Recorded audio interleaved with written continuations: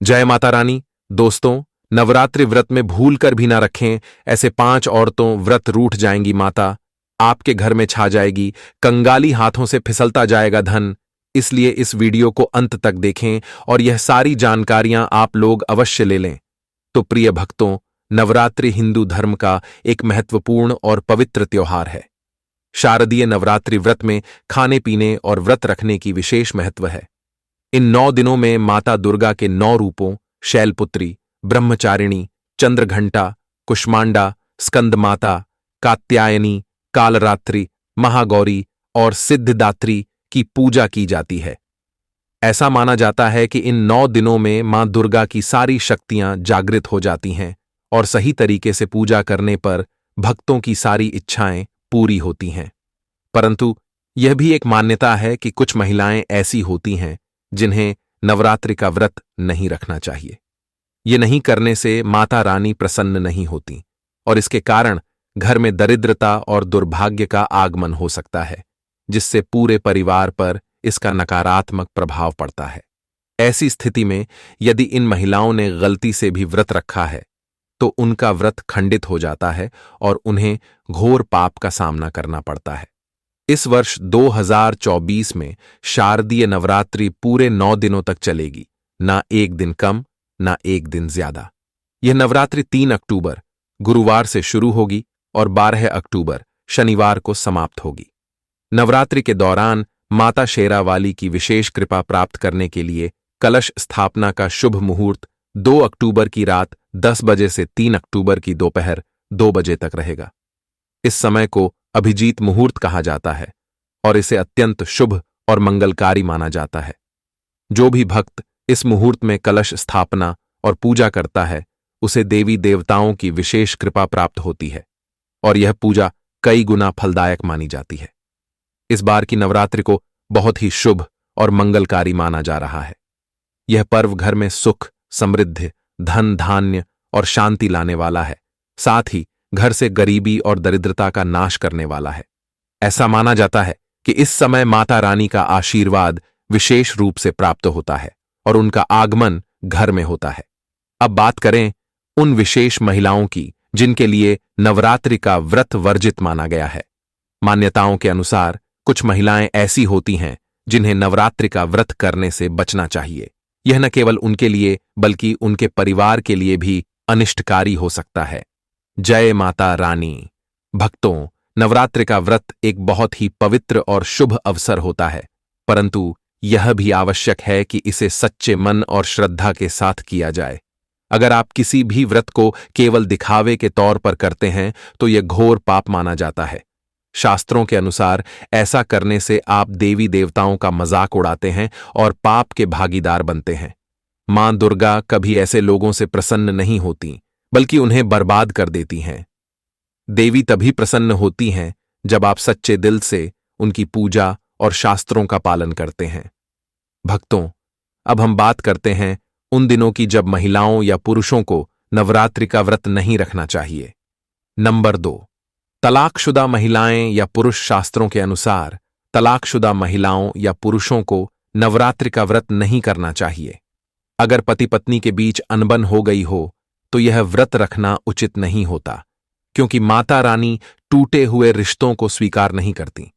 विवाह एक ऐसा बंधन है जिसे आजीवन निभाना चाहिए और माता रानी तब प्रसन्न होती हैं जब पति पत्नी साथ मिलकर व्रत और पूजा करते हैं। टूटे हुए रिश्ते के साथ व्रत रखना अशुभ माना जाता है।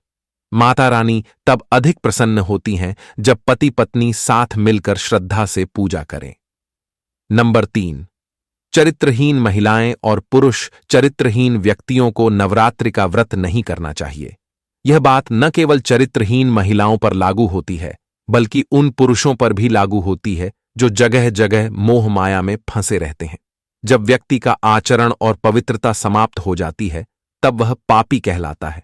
ऐसे व्यक्तियों की पूजा कभी सफल नहीं हो सकती, इसलिए उन्हें व्रत से दूर रहना चाहिए। नंबर 4, गाली गलौज की आदत। यदि आपको बार बार गाली देने की आदत है तो यह आदत तुरंत छोड़ देनी चाहिए।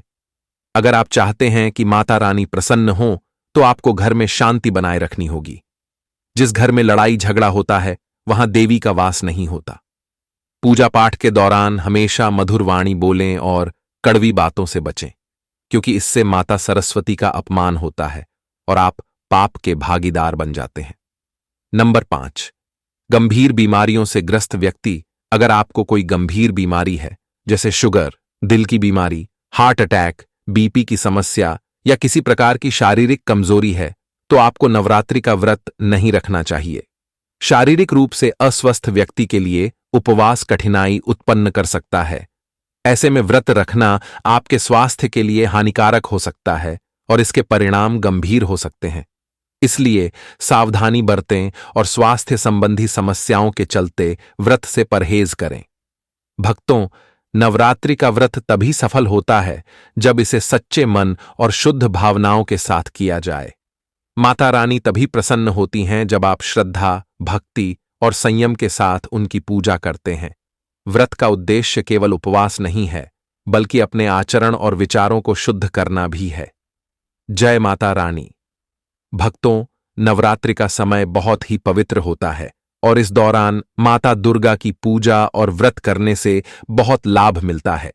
लेकिन कुछ बातों का ध्यान रखना जरूरी होता है ताकि आपकी पूजा सफल हो और माता रानी की कृपा आप पर बनी रहे। चलिए जानते हैं किन बातों का ध्यान रखना चाहिए और किन लोगों को व्रत नहीं करना चाहिए। नंबर 6, मासिक धर्म में व्रत न रखें। मासिक धर्म के दौरान महिलाएं नवरात्रि का व्रत नहीं रखें। ऐसा इसलिए कहा जाता है क्योंकि उस समय शरीर से जुड़ी कुछ बातें होती हैं जिनसे पूजा पाठ सही तरीके से नहीं हो पाती। इसलिए इस दौरान व्रत और पूजा से दूर रहना ही बेहतर माना गया है। नंबर 7, पति का अपमान करने वाली महिलाएं। अगर कोई महिला अपने पति का सम्मान नहीं करती या अक्सर अपमान करती है, तो ऐसी महिलाओं को नवरात्रि का व्रत नहीं रखना चाहिए। शास्त्रों के अनुसार ऐसी महिलाओं की पूजा मां दुर्गा नहीं स्वीकार करती और यह पाप का कारण बन सकता है। अब जानते हैं कि नवरात्रि के दौरान कुछ खास चीजें घर में लाने से माता रानी की कृपा कैसे मिलती है। नंबर 1, 16 श्रृंगार का सामान। नवरात्रि के दिनों में 16 श्रृंगार का सामान जैसे बिंदी, काजल, चूड़ियां आदि घर के मंदिर में रखना बहुत शुभ माना जाता है। इससे माता रानी खुश होती हैं और आपके घर में सुख समृद्धि आती है। इस सामान को पूजा के स्थान पर रखकर माता रानी का आशीर्वाद लें। नंबर 2, सोने, चांदी या तांबे के सिक्के। नवरात्रि के दौरान सोने, चांदी या तांबे के सिक्के मंदिर में रखने से घर में धन समृद्धि आती है। इसे माता रानी के पास रखकर पूजा करना बहुत शुभ माना जाता है। इससे माता रानी की विशेष कृपा मिलती है। नंबर 3, शंख और गंगाजल। शंख और गंगाजल को नवरात्रि में घर के मंदिर में जरूर रखना चाहिए। शंख बजाने से घर में सकारात्मक ऊर्जा आती है और गंगाजल से घर पवित्र रहता है। अगर आपके पास गंगाजल नहीं है तो किसी तीर्थ स्थान का पवित्र पानी भी रख सकते हैं। मोर पंख। नवरात्रि के दिनों में मोर पंख घर के मंदिर में रखना भी बहुत अच्छा माना जाता है। इससे मां सरस्वती की कृपा मिलती है और घर में शांति बनी रहती है। अब जानते हैं कि पूजा के दौरान किन चीजों का ध्यान रखना चाहिए। नारियल अर्पण करते समय सावधानी। नारियल को शुभ माना जाता है, लेकिन ध्यान रहे कि माता रानी को हमेशा साबुत और जटा वाला नारियल ही अर्पित करें। टूटा हुआ या चटका हुआ नारियल अशुभ माना जाता है, इसलिए इसका इस्तेमाल न करें। नवरात्रि में माता रानी के कलश की स्थापना करते समय जटा वाला और पानी वाला नारियल ही कलश पर स्थापित करना चाहिए। साथ ही यह ध्यान रखना चाहिए कि नारियल को दैव कलश के नीचे लेटा कर रखना चाहिए। घट स्थापना यानी कलश स्थापना करते समय कभी भी नारियल को खड़ा करके नहीं रखा जाता। नारियल को सदैव लेटा कर ही कलश के ऊपर रखा जाता है। साथ ही नारियल को स्थापित करने से पहले आप नारियल को लाल कपड़े में लपेटकर आप नारियल को कलश के ऊपर स्थापित करें। शास्त्रों के अनुसार कलश के ऊपर जब सही तरीके से नारियल रखा जाता है और सही प्रकार का नारियल रखा जाता है, तभी ही व्रत और पूजन का पूर्ण फल प्राप्त होता है। यह भी ध्यान रहे कि महिलाएं माता रानी को नारियल अर्पित कर सकती हैं, लेकिन कभी भी माता रानी के सामने नारियल को भूलकर भी न तोड़े, क्योंकि नारियल बीज रूप होता है, यानी कि नारियल में बीज होता है और स्त्रियां बीज रूप से ही शिशु को जन्म देती हैं। इसीलिए कभी भी महिलाओं को नारियल नहीं तोड़ना चाहिए। भक्तों, नंबर 2, लौंग। हम सभी माता रानी के पूजा में इस्तेमाल करते हैं, लेकिन लौंग का इस्तेमाल करते समय एक एक बहुत बड़ी गलती कर बैठते हैं। हमेशा ध्यान रखना चाहिए कि माता रानी को कुछ भी सामग्री अर्पित करें, उसके साथ में लौंग अवश्य अर्पित करनी चाहिए। नंबर 3, तुलसी के पत्ते। भक्तों, नवरात्रि में माता रानी को तुलसी के पत्ते अर्पित नहीं करने चाहिए। मां दुर्गा के पूजन में तुलसी पत्र का इस्तेमाल करना वर्जित माना जाता है। तुलसी पत्र के अलावा आंवला भी माता रानी को अर्पित नहीं करना चाहिए और दूर्वा भी माता रानी को अर्पित नहीं करना चाहिए। नवरात्र में आप भगवान गणेश को दूर्वा अर्पित कर सकते हैं। आप भगवान विष्णु जी को तुलसी के पत्ते अवश्य अर्पित कर सकते हैं, लेकिन माता रानी को भूल भी तुलसी के पत्ते या दूर्वा अर्पित ना करें। माता रानी को सफेद फूल भी अर्पित ना करें। माता रानी को सदैव लाल रंग के फूल अर्पित करने चाहिए। लाल रंग के फूल माता रानी को अति प्रिय है।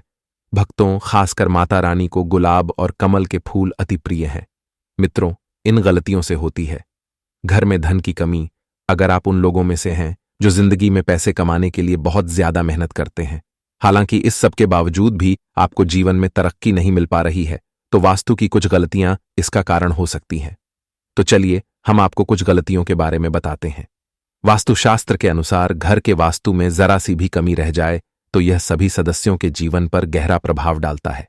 कभी अचानक धन की हानि होती है, तो कभी बने बनाए कार्य बिगड़ने लगते हैं, या फिर कोई बीमार पड़ने लगता है और कितना भी धन आ जाए दिखता ही नहीं है। लगातार मेहनत करने के बाद भी अगर इस तरह की समस्या का सामना करना पड़ता है, अगर आप घर में वास्तु से जुड़ी कुछ गलतियां कर रहे हैं, तो इससे आपको काफी परेशानी हो सकती है। आप कर्ज में डूब सकते हैं और घर में दरिद्रता आ सकती है। इसलिए आपको तुरंत नीचे दी गई वास्तु टिप्स को अपना लेना चाहिए। लेकिन उससे पहले अगर आप भी चाहते हैं कि लक्ष्मी माता का आशीर्वाद आप पर बना रहे, तो इस वीडियो को एक लाइक करें और चैनल को सब्सक्राइब कर लें और कमेंट बॉक्स में जय लक्ष्मी माता जरूर लिखें और कमेंट बॉक्स में अपनी राशि डालना मत भूलिए। आपकी राशि के अनुसार इस नवरात्रि पर कोई भी उपाय होगा तो हम कमेंट में आकर आपको रिप्लाई में बता देंगे। भक्तों, कई महिलाएं तो ऐसी भी होती हैं जो कि अपने गहने पसंद नहीं आती हैं और दूसरी महिला के गहने की शैली और बनावट पसंद आती है, जिसके कारण महिलाएं अपने गहने पहनने के लिए एक दूसरे से बदलाव कर लेते हैं। परंतु दोस्तों, ऐसा करना मतलब है कि आप अपने से मां लक्ष्मी जी को रूस्ट कर रहे हो और घर से बाहर भेजने की तैयारी कर रहे हो, क्योंकि आभूषण या गहने महालक्ष्मी जी का प्रतीक होता है और आपके अपने गहने ही आपको पहनने चाहिए। किसी को भी दूसरे के गहने नहीं पहनने चाहिए। दूसरी चीजें, झाड़ू। दोस्तों, झाड़ू जो सफाई के लिए काम आता है, हमारे घर से नकारात्मक ऊर्जा को दूर करता है। उसे मां लक्ष्मी का प्रतीक माना जाता है। ऐसा माना जाता है कि झाड़ू में मां लक्ष्मी का निवास होता है। इसीलिए अपने घर की झाड़ू कभी किसी को उधार में या उपयोग के लिए ना दें।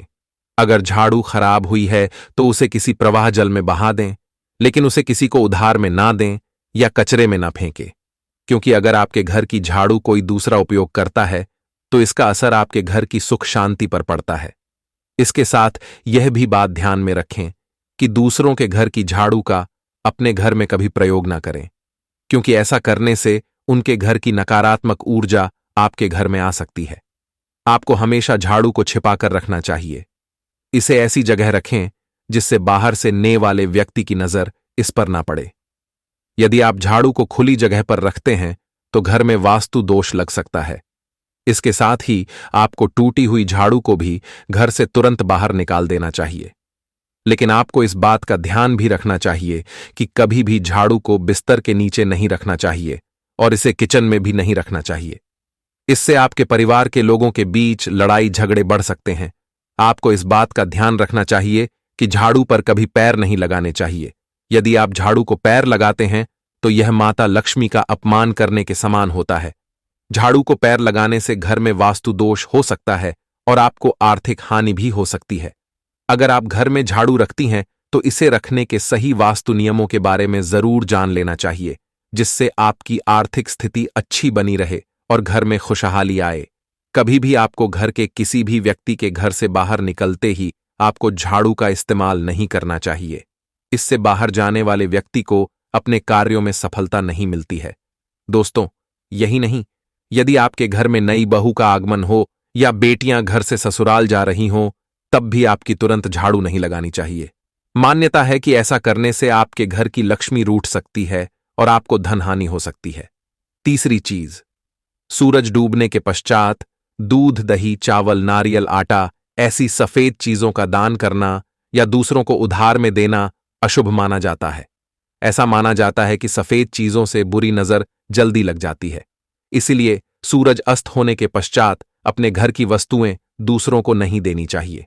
इन चीजों को दान करने से आपके घर की सकारात्मक ऊर्जा कम हो सकती है।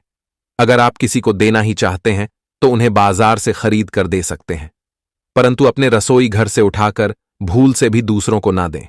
खास नमक तो भूल से भी नहीं देना चाहिए। चौथी बात, दोस्तों, मां लक्ष्मी धन की देवी हैं। मां लक्ष्मी हमारे घर में सदा विराजमान रहे, ऐसा हमें सदा ही प्रयास करना चाहिए। जिस घर पर महालक्ष्मी की कृपा होती है वहां पर धन की वृद्धि अवश्य होती है। इसलिए अगर आपने अपनी पत्नी के पास कोई धन रखा हुआ है तो वह पैसा किसी को उधार में नहीं देना चाहिए। अगर आप किसी को अपनी पत्नी के पास रखा हुआ धन उधार में देते हैं तो आपके घर से लक्ष्मी चली जाती है और भविष्य में आपको पैसे की तंगी का सामना करना पड़ सकता है। खासकर त्योहार, एकादशी के दिन अपनी तिजोरी में रखा हुआ धन दूसरों को कभी ना दें। दोस्तों, पांचवी बात, महालक्ष्मी वैभव प्रदान करने वाली, सौभाग्य देने वाली ममता की मूरत है, साथ ही वह अन्नपूर्णा भी है। इसलिए हम अन्न ग्रहण करने से पहले मां अन्नपूर्णा को धन्यवाद अवश्य करते हैं। रसोई घर की शुद्धता और संपन्नता उतनी ही आवश्यक है जितनी धन की पांचवी वस्तु है, रसोई घर का चकला, बेलन और तवा। जी हां, आपने रसोई घर का चकला, बेलन और तवा दूसरों को कभी इस्तेमाल के लिए या उधार में नहीं देना चाहिए। यह चीजें दूसरों को देने से आपका भाग्य भी उन्हीं के साथ चला जाता है। मां लक्ष्मी को अत्यंत प्रिय है, इसलिए ऐसा कभी ना करें। अपने घर का चकला, बेलन या तवा दूसरों के उपयोग के लिए कभी ना दें, नहीं तो आपके घर में दुर्भाग्य का वास हो सकता है। दोस्तों, छठवीं चीज है, नुकीली वस्तु जैसी चाकू, कैंची तथा तलवार आदि भी कभी दान में नहीं देना चाहिए। ज्योतिष विद्या में ऐसा करना नुकसानदायक बताया गया है। माना जाता है कि नुकीली वस्तुओं का दान करने से परिवार की सुख शांति भंग होती है। इसके अलावा घर के सदस्यों के बीच तनाव बढ़ने के साथ और रिश्ते खराब होने की भी आशंका रहती है। कई बार लोग अन्य चीजों के साथ स्टील के बर्तन भी दान में देते हैं, लेकिन ज्योतिष शास्त्र के अनुसार स्टील के बर्तनों का दान करना हमारे घर के लिए अशुभ हो सकता है। धार्मिक मान्यताओं के अनुसार स्टील के बर्तन दान करने से परिवार की सुख शांति भंग होती है और झगड़े आते हैं। इसकी वजह से घर में आर्थिक तंगी बनी रहती है। इसलिए स्टील के बर्तन दान करने से बचना चाहिए। अगर आप भी स्टील का बर्तन दान करते हैं तो आगे से ना करें। कभी भी प्लास्टिक से बनी चीजों का दान नहीं करना चाहिए। सूर्यास्त के बाद प्याज और लहसुन दान नहीं करना चाहिए। दोस्तों, सातवीं चीज है, फटे हुए ग्रंथ और किताबें। माना जाता है कि कभी भी फटे हुए ग्रंथ और किताबों का दान नहीं करना चाहिए। इन चीजों का दान करना अच्छा संकेत नहीं माना जाता है। तेल, कभी भी इस्तेमाल किया हुआ तेल या खराब हो चुके तेल का दान नहीं करना चाहिए। तो दोस्तों, ये थी वो 5 चीजें जो दूसरों को कभी उधार में नहीं देनी चाहिए। दान का महत्व हर धर्म में बताया गया है। सनातन धर्म में सदियों से दान देने की परंपरा का पालन किया जाता है। दोस्तों, गुप्त दान को सर्वश्रेष्ठ दान माना गया है। जो दान बिना स्वार्थ के गुप्त रूप से किया जाता है वह बहुत ही पुण्यकारी माना जाता है। इससे व्यक्ति को पाप कर्मों का नाश होता है और पुण्य कर्मों में बढ़ोत्तरी होती है। दान करते समय भी कुछ बातों को ध्यान में रखना आवश्यक होता है। दान का अर्थ यह नहीं है कि जो वस्तु आपके काम की ना हो, यानी उपयोग करने के लायक ना हो, उसे दान कर दिया जाए। ऐसा दान मान्य नहीं होता है। दान तन, मन और धन किसी भी तरह से किया जाए, बस निस्वार्थ भाव से किया जाना चाहिए। वैसे तो कभी भी दान किया जा सकता है, पर कुछ समय ऐसा भी होता जिसमें यदि दान किया जाए तो बहुत शुभ फलदायी माना जाता है। मान्यता के अनुसार कुछ ऐसी चीजें हैं जिनका दान यदि प्रतिदिन सुबह किया जाए तो घर में सुख समृद्धि बनी रहती है। रोज सुबह पहली रोटी गाय को खिलाना सबसे बड़ा दान माना गया है। आप कोई भी दान नहीं करते हो तो गाय को सिर्फ पहली रोटी हमेशा खिलाए, आपका यह दान महादान के बराबर हो जाएगा। दोस्तों, सनातन धर्म में गाय को माता का दर्जा दिया जाता है। गया में 33 कोटि देवी देवताओं का वास माना गया है। मान्यता की गाय की सेवा करने और उसे रोटी खिलाने से सभी देवी देवताओं का आशीर्वाद प्राप्त होता है। यही कारण है कि बहुत पहले से ही गाय को रोटी खिलाने की परंपरा चली आ रही है। माना जाता है कि जिस घर में प्रतिदिन पहली रोटी गाय को खिलाई जाती है, वहां हमेशा सुख समृद्धि बनी रहती है। इस बात का ध्यान रखना चाहिए कि गाय के लिए जो रोटी आप निकाले, उसे सुबह को ही प्रतिदिन ताज़ी रोटी गाय को खिलाएं। इसके साथ ही सुबह को यदि आप गाय को रोटी खिलाते हैं तो उसके साथ चने और गुड़ भी खिलाना चाहिए। दोस्तों, आपने अभी तक हमारी पूरी वीडियो देखी है, तो आपसे मैं एक अनुरोध करना चाहूंगा कि इस वीडियो में आखिरी में आपको जय बजरंग बली, जय मां लक्ष्मी अवश्य लिखे। दोस्तों, यह शास्त्र संबंधी जानकारी आपको अच्छी लगे तो वीडियो को लाइक करना ना भूले। धन्यवाद।